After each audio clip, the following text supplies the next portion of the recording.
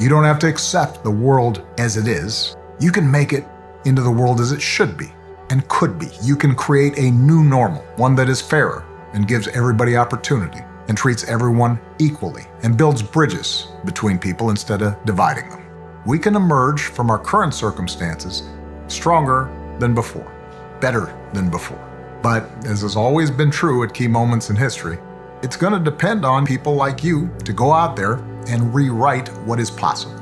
It's also pulled the curtain back on another hard truth, something that we all have to eventually accept once our childhood comes to an end. You know, all those adults that you used to think were in charge and knew what they were doing, turns out they don't have all the answers. A lot of them aren't even asking the right questions. So if the world's going to get better, it's going to be up to you. That realization may be kind of intimidating, but I hope it's also inspiring. You make me optimistic about our future. So as you prepare for the next stage of what I know will be a remarkable journey, I'll leave you with a few quick pieces of advice for what they're worth. First, do what you think is right, not just what's convenient or what's expected or what's easy. While you have this time, think about the values that matter to you the most.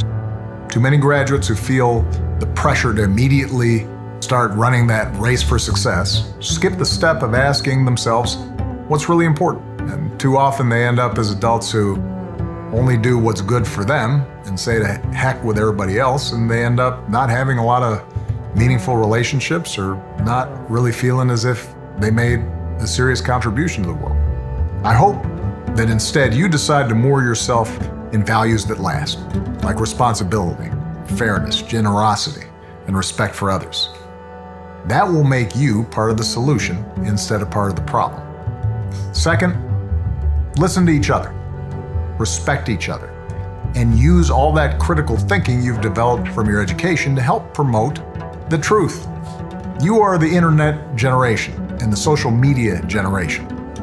Now, as was true for generations before you, graduation marks your final passage into adulthood, the time when you're expected to fully take charge of your life's direction. It's when you get to decide what's important to you, the career you want to pursue, the values you want to live by, who you want to build a family with. That can be intimidating even under normal circumstances. And given the current state of things, let's face it, it can be downright scary. It's fair to say that your generation is graduating into a world that faces more profound challenges than any generation in decades. It can feel like everything's up for grabs right now. But, it will eventually end. The economy will begin to heal and life will start returning to normal. And you'll still have your whole life ahead of you. The thing is, our nations are strongest when we see that we are all God's children, all equal in His eyes and worthy of His love. Across our two great countries, we have Hindus and Muslims, Christians and Sikhs, and Jews and Buddhists. What these past few weeks have also shown us is that the old normal wasn't good enough. It wasn't working that well. In a lot of ways, the pandemic just brought into focus problems that have been growing for a very long time. They remind us that we can't take things for granted. We have to work to make things better. They remind us that our individual well-being depend on the well-being of the community that we live in. That it doesn't matter how much money you make if everyone around you is hungry and sick. It reminds you that our country and our democracy only function when we think not just about ourselves, but also about each other. So, as scary and uncertain as these times may be, they are also a wake-up call. And they're an incredible opportunity for your generation. Because you don't have to accept what was considered normal before. With all the challenges he faces right now, nobody can tell you, no, you're too young to understand, or this is how it's always been done. Because with so much uncertainty, with everything suddenly up for grabs, this is your generation's world to shape. I'll admit that it's a little unfair to lay such a heavy burden on you. I wish that my generation had done more to solve some of our country's big problems, so you didn't have to. But the good news is that I know you're up to the challenge. You are the best educated generation in history, and a whole lot more technologically savvy. You've been exposed to more knowledge and perspectives than my generation ever was. You're more tolerant and empathetic, entrepreneurial, environmentally conscious. Even before graduation, many of you have already started to make your mark, feeding the hungry, mentoring kids, fighting racial injustice, helping veterans, battling climate change. To see so many of you raise up your voices on behalf of justice for all, well, it's been unbelievably inspiring. You make me optimistic about our future. Since I'm one of the old guys, I won't tell you what to do with this power that rests in your hands, but I'll leave you with 3 quick pieces of advice. First, don't be afraid. Second, do what you think is right. Doing what feels good, what's convenient, what's easy, that's how little kids think. Unfortunately, a lot of so-called grown-ups, including some with fancy titles and important jobs, still think that way, which is why things are so screwed up. I hope that instead you decide to ground yourself in values that last, like honesty, hard work, responsibility, fairness, generosity, respect for others. You won't get it right every time.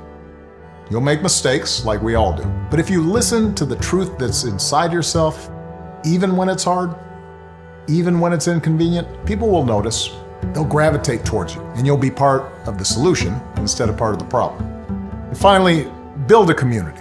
No one does big things by themselves. Right now, when people are scared, it's easy to be cynical and say, let me just look out for myself, or my family, or people who look or think or pray like me. But if we're going to get through these difficult times, if we're going to create a world where everybody has opportunity to find a job and afford college, if we're going to save the environment, then we're going to have to do it together. So be alive to one another's struggles.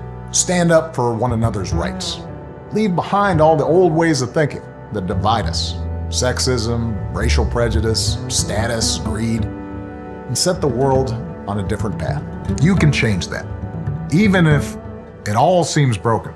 Have faith in our democracy. In fact, you don't even have to be an activist to make a contribution to our democracy. If you've always dreamed of starting your own business, go build a company that is a model for paying its workers a fair wage. If you've dreamed always of being a doctor, think about working in a community that's short on doctors. There are so many ways to serve. The important thing is to recognize that this nation needs your talents, your passions, your voice to make it better. Trust me, I know. It changed, has always changed, because young people dared to hope. Democracy isn't about relying on some charismatic leader to make changes from on high. It's about finding hope in ourselves and creating it in others, especially in a time like this. You don't always need hope when everything's going fine. It's when things seem darkest. That's when you need it the most. Now, someone once said, hope is not a lottery ticket. It's a hammer for us to use in a national emergency, to break the glass, sound the alarm, and sprint into action. That's what hope is. It's not the blind faith that things will get better. It's the conviction that with effort and perseverance and courage and a concern for others, things can get better. But the truth is, you don't need us to tell you what to do, because in so many ways, you've already started to lead. Congratulations. Keep making us proud.